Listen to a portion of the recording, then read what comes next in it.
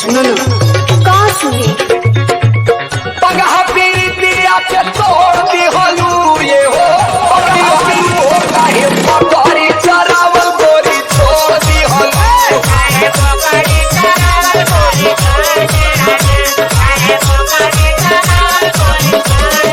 तू का बुझेगा हम तोरा से प्यार ना करिए।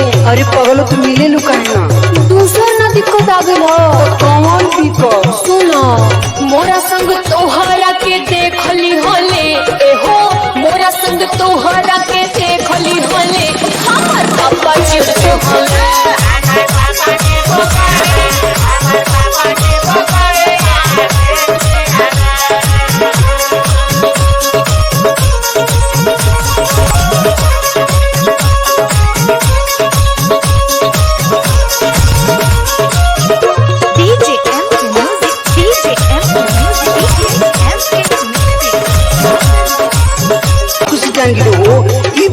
का काम हो। हाँ हमरो लागता उ मिली ना तो फिर चप्पल चप्पल मारब। हे भगवान अब का होई?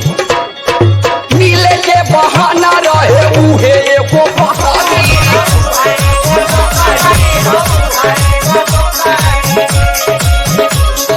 लागता कि पिंकू वाला गवले पाटे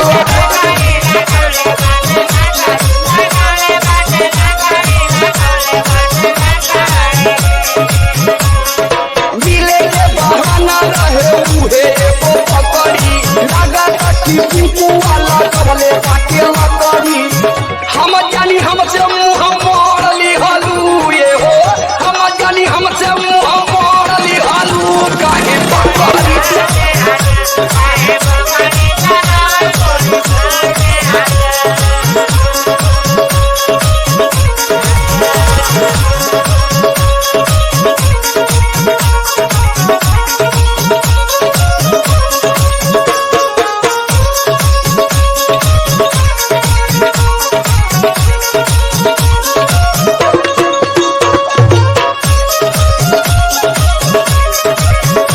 तू परेशान मत हो हम बानी ना।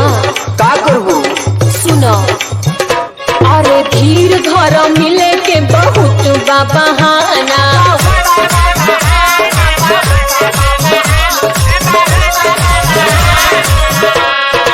आई घर सोइया बुझावे हमर दाना।